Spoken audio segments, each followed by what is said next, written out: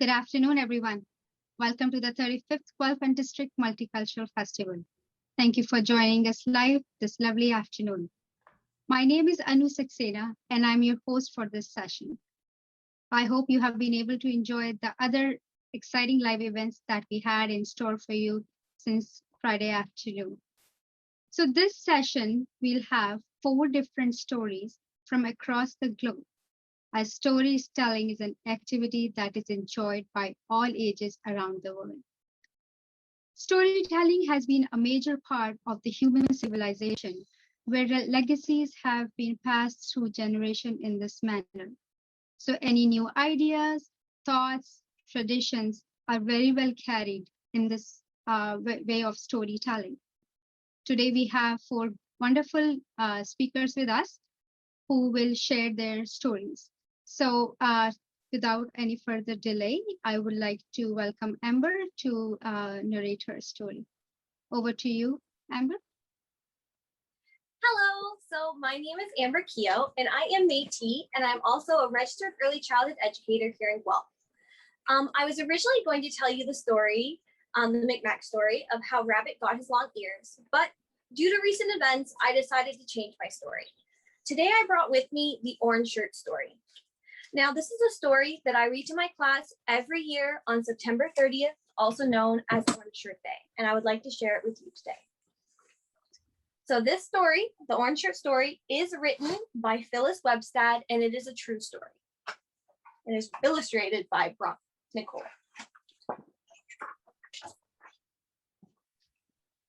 When Phyllis was a little girl, she lived with her granny on the Dog Creek Reserve. Their home had no electricity and no indoor toilet. In the summertime, when the sun was hot, Phyllis would cool herself off in the bathtub full of water that Granny kept in her garden. Phyllis and Granny lived off the food they grew in Granny's garden and berries from the land. Granny and Phyllis would go to the Fraser River and catch fish. They would eat some fish for dinner and dry the rest on the drying rack to save for winter. They didn't have much money, but they got by with what they had.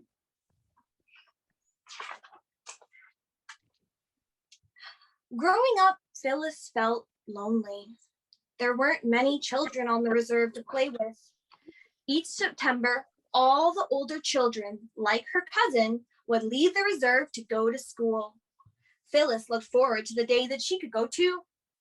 Phyllis didn't get many hugs when she was little, but she did have Granny, and Granny's house was a safe place for everyone on the reserve. There were lots of people who came to Granny for help and advice. Phyllis's favorite place to be was Granny's kitchen. And there she is in her tub in Granny's kitchen.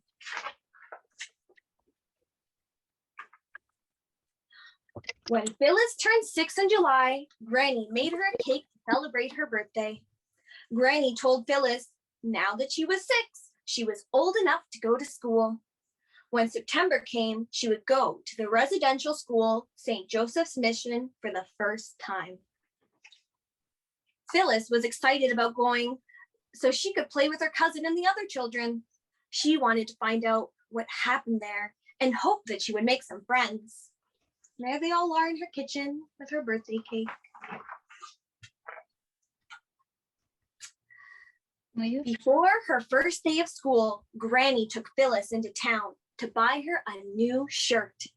They didn't have a car or a truck, so they went into town. They would take a bus that they called the stage. Going to town was exciting. They took the stage down a noisy and bumpy dirt road. Soon the bump stopped and noise hushed. Phyllis looked out the window and saw a paved road whizzing underneath them. The town was so loud and busy, with people and vehicles everywhere. There were shops to visit and restaurants to eat in. One shop had a red and white pole outside of it. Phyllis watched it twirl round and round, and she wondered where the stripes were going. Granny took Phyllis to a restaurant, and they sat at a booth with a mini jukebox. When Phyllis dropped a coin into the slot, the box would play a song for her. Phyllis ordered breakfast with 2 eggs, and when they came, they were sunny side up. It was like they were looking at her from the plate.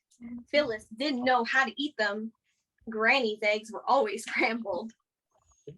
And it looks like a little smiley face with the bacon. After breakfast, Granny took Phyllis to a shop that was filled with clothes and toys. Phyllis picked out a shiny orange shirt that laced down the front. It was bright and exciting. She felt as excited about the shirt as she did about going to school. Granny bought the shirt and they got back on the stage and went home. Phyllis held the bag with her orange shirt in it all the way. She promised herself she wouldn't wear it until the big day when she went to school. Phyllis waited and waited, and finally the day arrived. And Phyllis, wearing her shiny orange shirt for the first time, said goodbye to Granny. Granny patted her on the head and said, "What loves it?" Phyllis got on the stage with all the other children and waved at Granny from the window. It was a 2-hour journey to get to the residential school, much further than Phyllis had ever traveled before. She stared out the window, waiting to see the place where they were going. When they arrived, Phyllis started to feel very scared. The residential school was so much taller than anything she had ever seen before. The building seemed cold and unfriendly as the nuns who came out of the school to meet them. Phyllis asked her cousin how long they had to stay there, and her cousin said that it would be 300 sleeps before they could go home. 300 sleeps? That sounded like forever.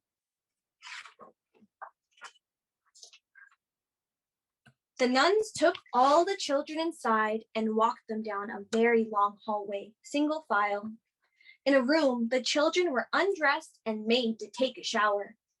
Phyllis had never seen water coming out of the walls before. Phyllis didn't want to take off her shiny new shirt, but the nuns made her. After she had showered, they gave her different clothes to wear. She didn't like them. The nuns put Phyllis in a chair and they cut her hair short. She asked for her orange shirt back, but they told her that she wouldn't be allowed to wear it anymore. Phyllis cried, "Give it back! It's not yours! It's mine! My granny bought it for me!" But no one would listen.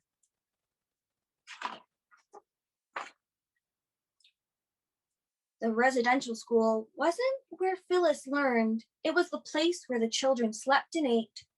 Phyllis soon realized that the nuns didn't care if she was tired, sick, hungry, or sad. She had to rely on herself. It felt as though she didn't matter. At dinner time, Phyllis and the other children would eat tasteless and almost colorless food. They were pale green, moon-shaped beans that tasted awful. And there were smelly fish that definitely wasn't like the salmon that she and Granny used to eat together. At night, Phyllis wondered why Granny was not coming to get her. She would cry herself to sleep, and in her dreams, she would play in Granny's garden and go salmon fishing by the river. Each day, the children went into town to attend public school. Before boarding the bus, they picked up a small carton of orange juice and a brown paper bag with their lunches inside. Some days, 1 or 2 children got a chocolate bar in their lunch. Everyone would look to see if they had one too, but their lunch bags just had sandwiches in them. It felt like the grown-ups were playing a cruel joke on them. Phyllis took the bus to public school with her cousin. Every day, the bus driver dropped her cousin off at a different school. Phyllis wished she could go with her. She didn't understand why they couldn't be together. At school, Phyllis learned to read and write with all the other boys and girls, but she was still lonely. All the children from the residential school were lonely because they had been taken away from their homes and their families. Her teacher was a curly-haired redhead. She was as nice as she smelled. She would smile at Phyllis and help her with her lessons. Phyllis wished she could go home with her teacher at the end of the day. She made being at school bearable.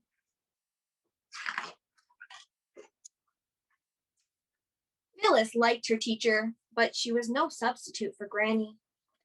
She wondered what Granny was doing while Phyllis was at school every day. Phyllis missed her home and her garden. She started counting the days until she could go back again. Each day the number got smaller and smaller, and she waited and waited.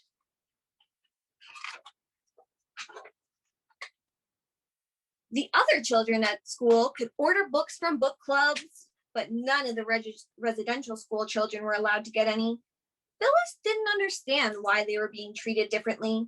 She wanted a book too. Why wasn't she allowed one? In the playground, she was just like all the other boys and girls. At lunchtime, everyone played together. Phyllis learned to swing on swings and wrap her swing around the pole and watch it unwind. The best time of day was when the bus came to pick them up after school. Phyllis always saved a seat for her cousin. When it came to her stop, her cousin would run on the bus and plop down next to Phyllis. Sometimes she would bring onions that she picked on the school grounds. Her cousin would say, "Want some?" And Phyllis would laugh at her onion breath. But Phyllis was always so hungry. She would grab an onion and eat it like an apple. Her breath smelled just as bad as her cousin's did.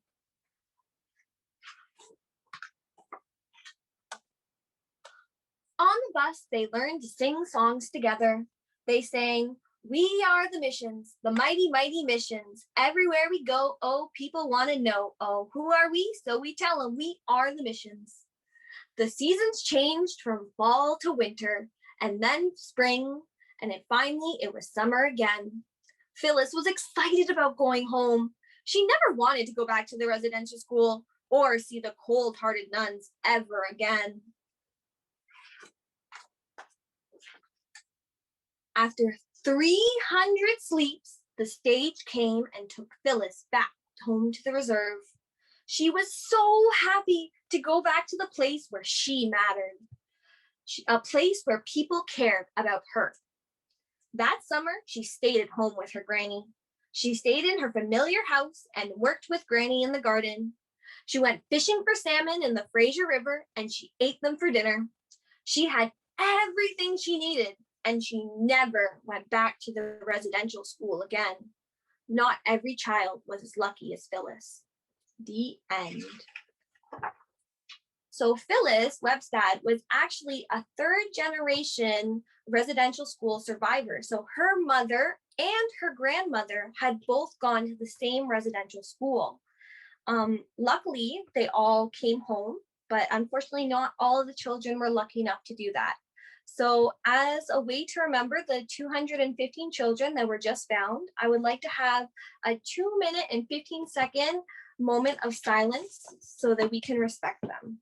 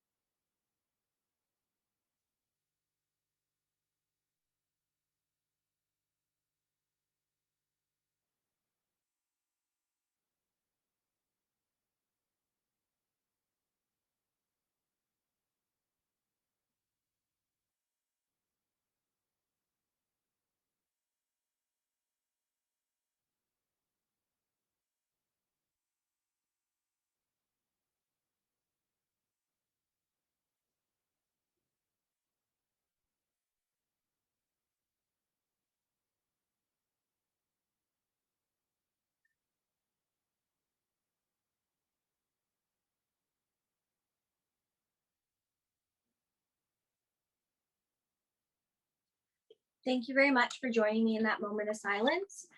And if anybody listening has been affected by the residential schools, please know that there are resources you can seek out to. And if you contact me afterwards, I'd be happy to share those with you. Thank you very much.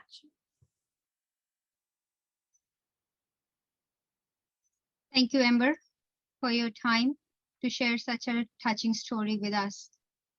I now invite Kelly to please share her story with us. Hello, everybody. This is Kelly. Amber, that was a beautiful and very touching story. It's difficult for me to be the second one, and I feel like that moment's still here.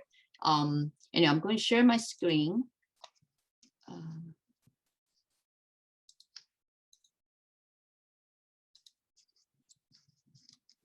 Okay, I'm from Guelph Chinese Canadian Cultural Group, and personally, I am from Taiwan, and this is my daughter Bridget. I'm going to read the story which I grew up with. It's about the 12th Chinese zodiac. So it's a mystery story. So I remember my parents or teacher or school, they would talk about it. So let's see why we have these 12 animals. So one day, the emperor from the sky, he was wondering why the people and the animals, they don't really connect together. And he is thinking to have a fun activity, like competition, to have animals and people can connect more together. So there we go. You see the animals and the people, they kind of have their own world. And then one day, so when the emperor was announcing this activity, the rat was so happy. And that time, rat and the cat, this is the cat. I know it looks like fox, but it's a cat. So they were good friends. So the rat ran over to cat's house and tell the cat, hey, do you know that emperor's preparing hosting a activity, a competition for the 12 animals to be to help with the people. At that time we call earthly branches. And the cat said, really? I would like to catch this great chance because I know my skill can be the first one of all.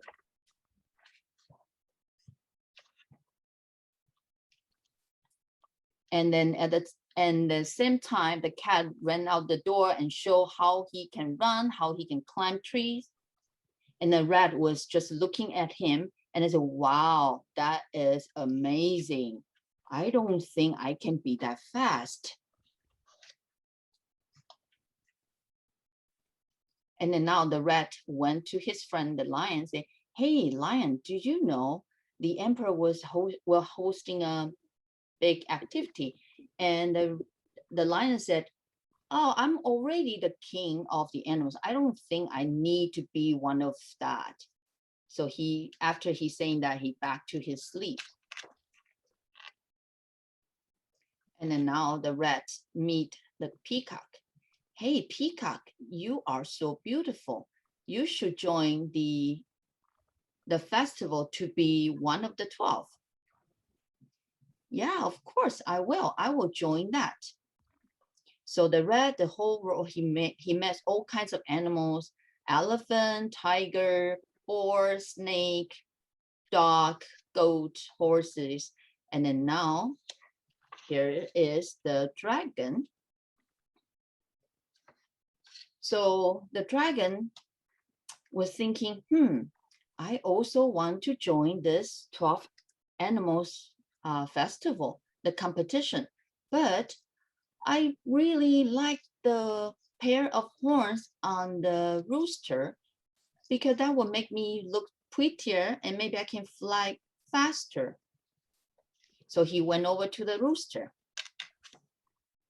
He said, hey, rooster, would you mind lend your pair of horn for me? for tomorrow, the festival, the competition? And the rooster said, what? Me? Why me?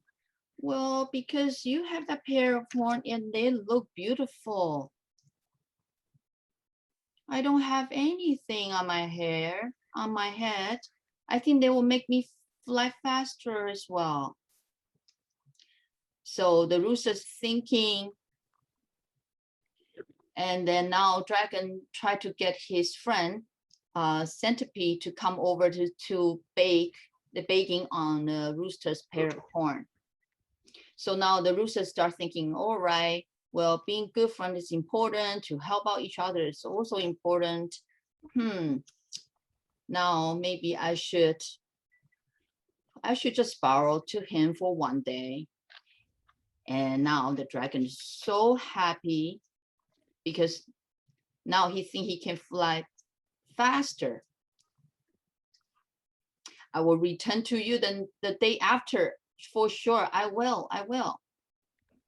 Okay, so now the rooster took out the pair of horn and gave to the dragon. There we go. Dragon flied away. Yes.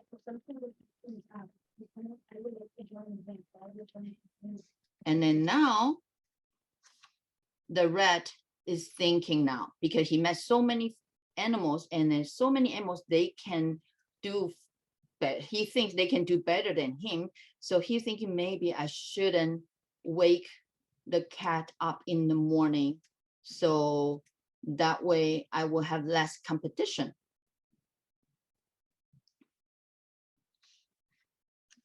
So now the next morning, as you can see from the picture, we have so many animals. They are ready to run. Oh, and the cat is still sleeping in the house. Oh, there we go. They see a river. Oh, not any animal can swim, right? So they don't know what to do. Meanwhile, the ox jumped into the river and tried to swim over across the river. And the rat came over saying, hey, could you please give me a ride? I'm very light. I can't just be, on top of your head, and I'll be super light, right? So take me with you, please. And the ox said, sure, no problem. Jump on me. So now they swam across the river. Now, who's the first one? We have the first one is the rat and the ox.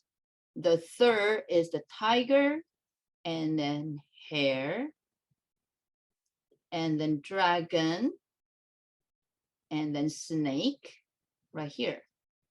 And then we have horse, goat, monkey, and rooster, and dog,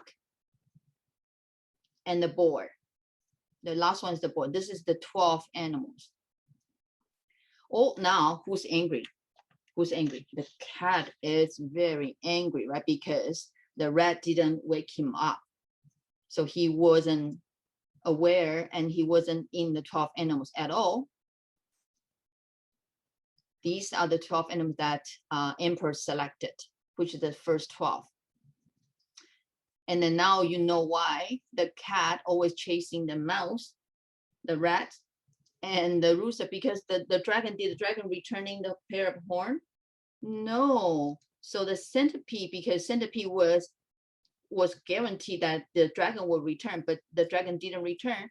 So the rooster nowadays, every time when the rooster see the centipede, they want to eat them and chase them around. Here's the end of my story. And hopefully everybody enjoyed this little Chinese 12 zodiac. It's just a mystery story I grew up with. Love to share with all. Thank you.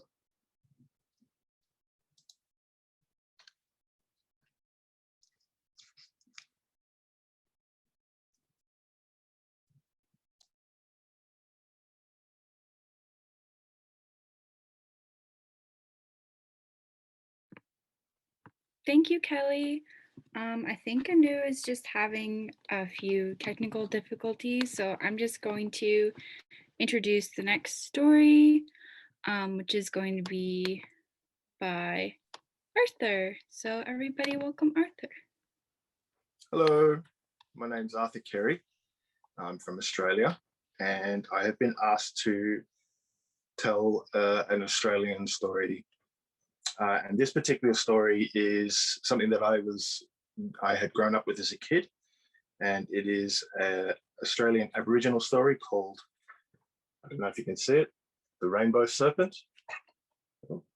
She's got a shirt on it. So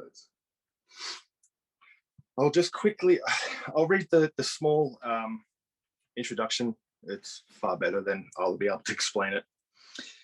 The myths of the Aboriginal people spring from a long time ago when human beings were the only living creatures on Earth.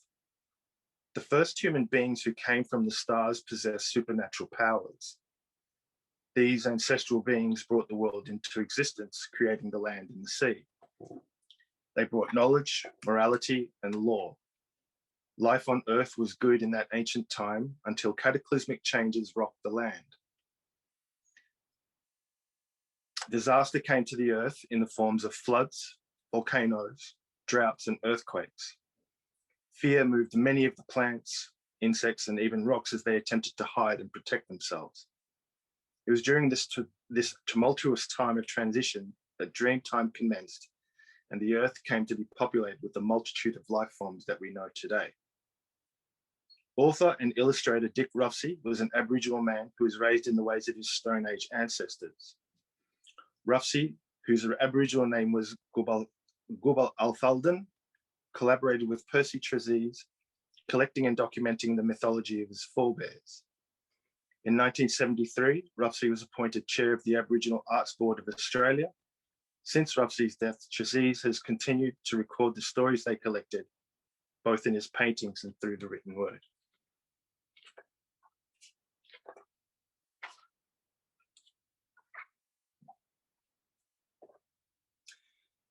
Far off in Dreamtime, there were only people, no animals or birds, no trees or bushes, no hills or mountains. The land was all flat and featureless. Guriala, the giant rainbow serpent, stirred one morning and set off to look for his own people. He travelled across Australia from south to north.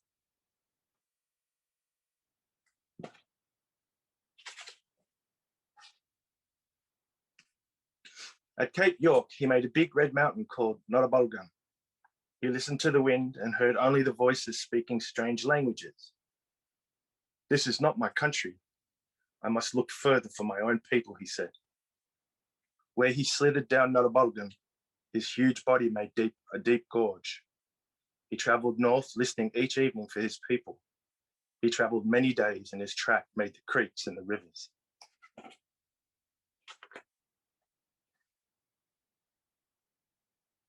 Travelling north from Norabalgan, Guriala made two more mountains. One of them, Noradanga, was made of granite. The other, which had 5 sharp peaks and 5 caves, became known as Gormangan. His next resting place was Fairview, where he made a lily lagoon named Minalinka. Guriala turned his great body round and round, but the ground was too hard to make it deep.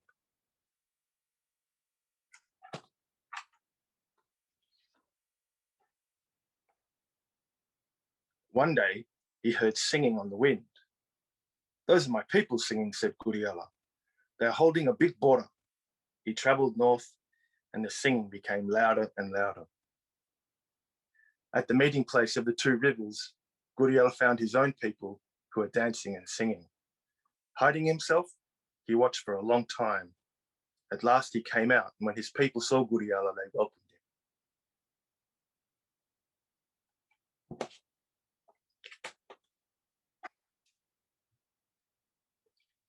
Guriala told the men, "Let me show you the correct way to dance and to dress." Guriala showed them how to fit a lump of beeswax to the back of their heads and how to make a rayed feathered headdress. He dressed them all with pandanus armbands and placed white bones through their noses, and he taught them to dance, and they copied him until they were tired.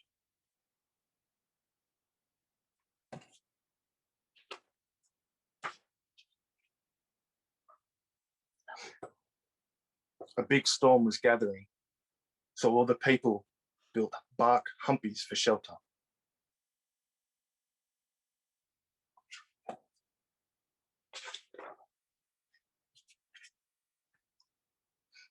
The Bilbo brothers came running to the camp asking for shelter, but no one had any room. They asked their grandmother, the Star Woman, but she said, "I cannot help you, my grandsons. I have too many dogs." The boys went to Guriala, who was snoring in his humpy. When the boys called out, he yawned and said, "I have no room for you." No one would help the brothers, even though the rains became heavy.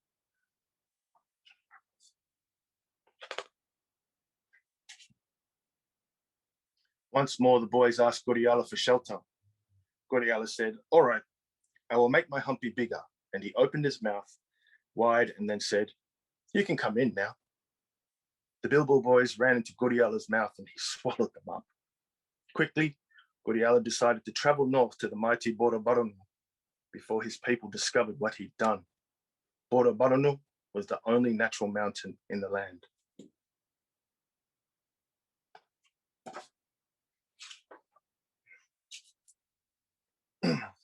Next morning, the people found that Bilbo brothers were gone. They saw the tracks of Guriala and knew he had swallowed them. The men took spears and followed his trail. Guriala traveled toward the mighty mountain Borobaronu, which towered far up into the sky. When he reached Borobaronu, he crawled up the cliffs at the base. Then he coiled himself up to sleep with the Bilbo boys still inside him.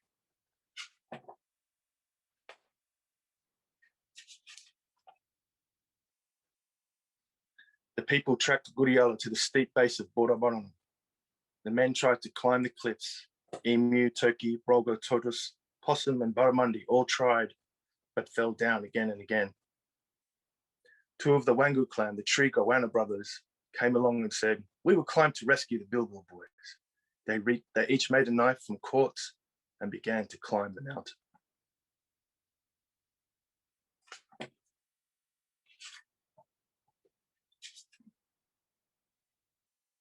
The Wangu brothers climbed for many days and nights. On the mountaintop, they found Guriala fast asleep and snoring. They crept up to him, and the older brother said, "We will cut him open and free the Bilbo boys." Inside Guriala, they found the Bilbo boys changed into beautiful parrots called rainbow lorikeets, with all the colors of the rainbow serpent. "Come out, fly away," cried the Wangu brothers, and the Bilbo boys swept up into the sky.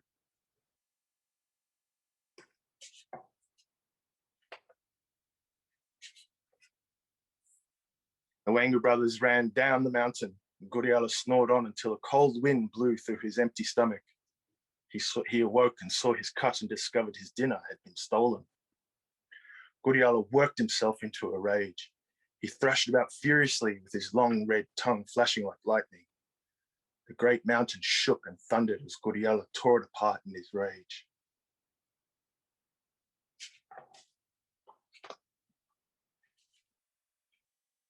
He hurled parts of the mountain all over the country, forming the hills and mountains of today. All the people were terrified of the thunder on the mountain as Guriala knocked it to pieces. Some people were killed by flying stones. Others ran away and hid by turning themselves into animals, birds, insects, and plants.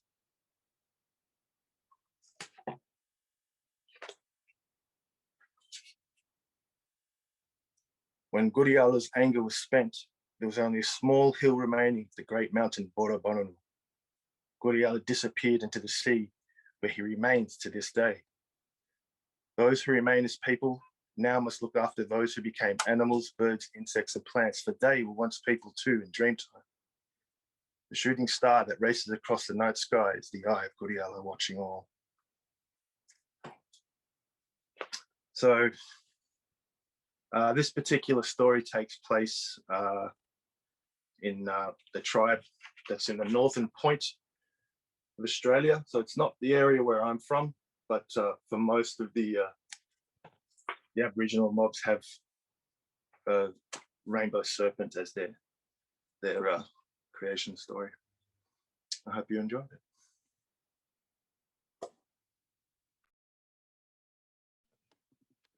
Thank you so much, Arthur, sorry, I have my water bottle in the way. Thank you so much for sharing that story. It's so cool to hear an Australian Indigenous story because I feel like we don't get to hear those very often. So thank you. Next, we are going to have Dr. Praveen Saxon. So thank you. Just gonna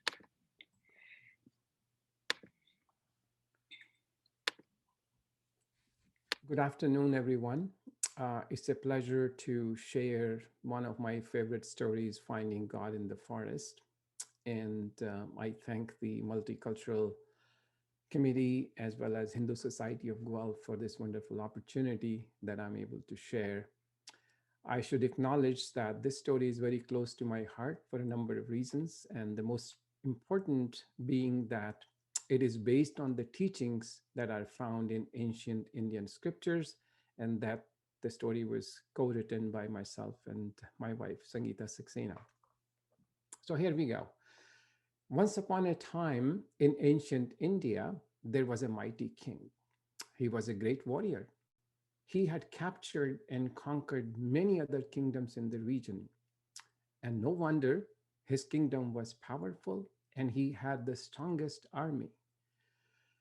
His treasuries were full of diamonds and gold, and he had all the luxuries that one could possibly imagine. People in his kingdom were very happy. They used to celebrate festivals, they danced, they sang, and they enjoyed life. However, when it came down to their king, it was an entirely different story. He was very unhappy and very sad, very miserable. He always lived in the fear of being attacked by his enemies, and when that was not the case, he himself was planning to conquer another battle, another kingdom. The sadness in his heart continued to trouble his mind, and eventually he became very depressed. How can I get out of this misery? The king began to think. And then he remembered that the priest of his kingdom was a very wise old man with great knowledge and experience of life. Perhaps he has a solution for me.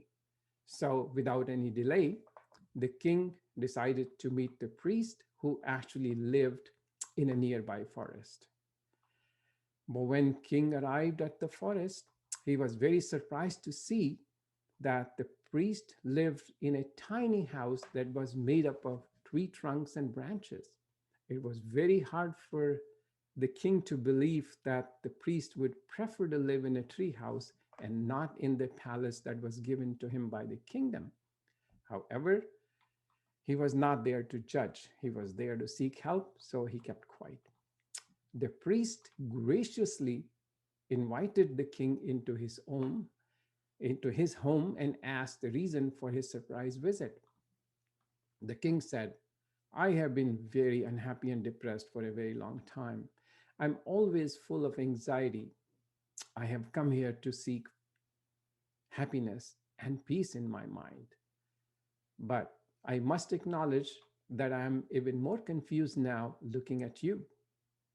You live in this tiny tree house, and as far as I can see, you have no valuables of any kind. Yet, look at you. You are so calm and quiet, peaceful, and full of life. And here I am.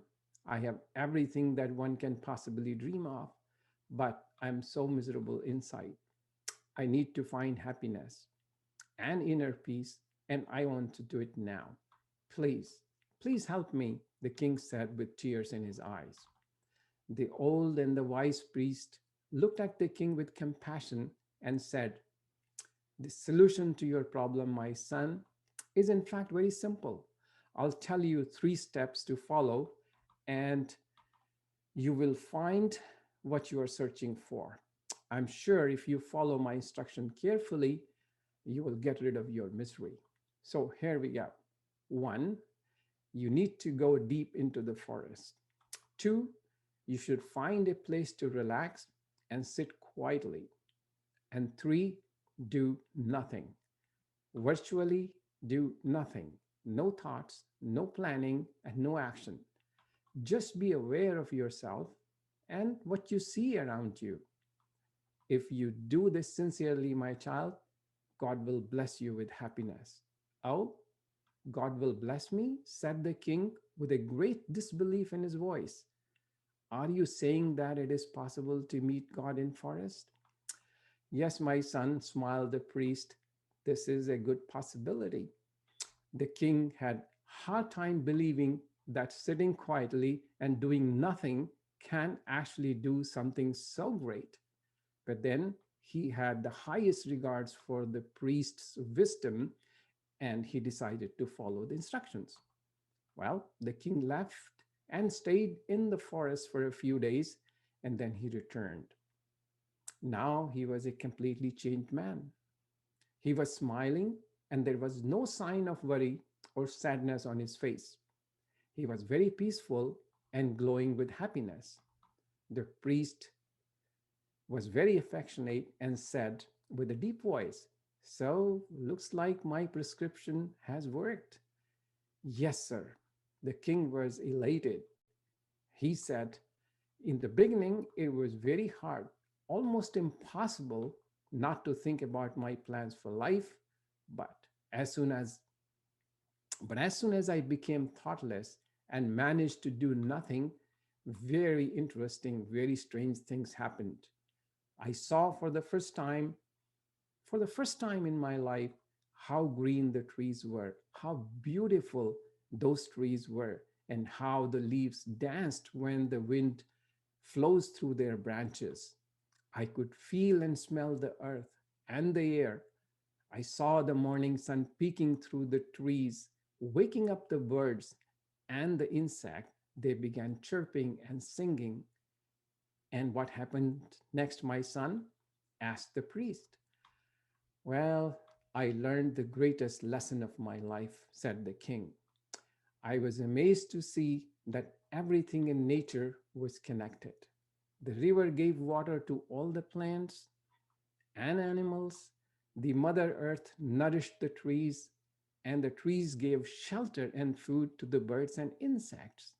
I saw that they lived as one happy family, and then I realized the joy of giving and the importance of becoming a part of nature. You said I, you said I might meet God in the forest. Let me say that I actually did. I felt God's presence and divinity in this dance of nature. Only God can create such a perfect symphony of life. The king returned to his kingdom as a completely changed man, a person full of love, happiness, and compassion. Then he ruled the country for a very long time without any battle, sorrows, and misery. The moral of the story: God exists in all forms of life and keeps them connected, just like the invisible thread in a necklace. Being sync, being in sync with nature is the easiest way to experience God. Thank you.